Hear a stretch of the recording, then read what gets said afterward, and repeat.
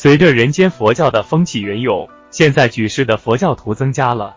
平时经常听到有人统计说佛教徒有多少，但是总说虽然都是佛教徒，其中却有信佛、求佛、拜佛、念佛、学佛与行佛的不同。信佛，一般人信佛，刚开始仅止于表示不反对，承认自己是佛教徒，但是并不是真的认识佛教，对佛教的义理并不了解，也没有皈依受戒，只是觉得佛像很庄严，知道佛教很好，甚至因为父母是佛教徒，因此很自然地传承父母之教，只是一种文化的继承。求佛，有的人知道佛教很伟大，认为理所当然的佛祖应该会帮人的忙，因此平时虽然没有想为佛教做什么，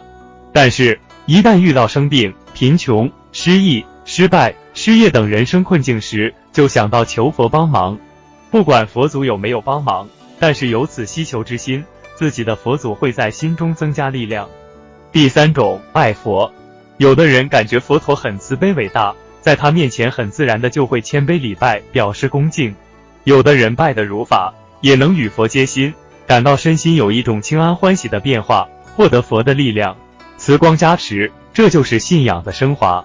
念佛，有的人刚开始念佛，只是随缘的念释迦牟尼佛、阿弥陀佛、药师佛、观世音菩萨，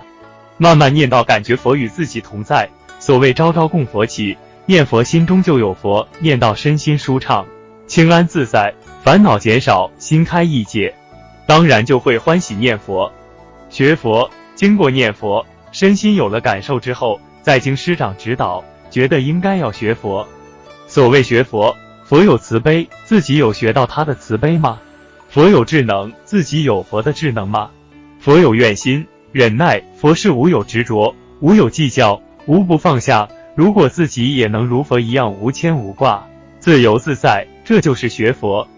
行佛，学佛如果没有实践，则如人说时终不能保。因此学佛之后，更重要的是自己要慈悲喜舍，要行四摄法，要有六度万恒，要行佛所行，做佛所做。如果能够如佛所说的去实践，到了最后即我是佛，这就是学佛的最高层次。佛教讲解行并重，福慧双修，都是说明学佛不能只在义理上钻研，佛法要在生活中体验印证，唯有透过自己力行，才能融入身心，成为自己血液里的养分，如此才能得到佛法的受用。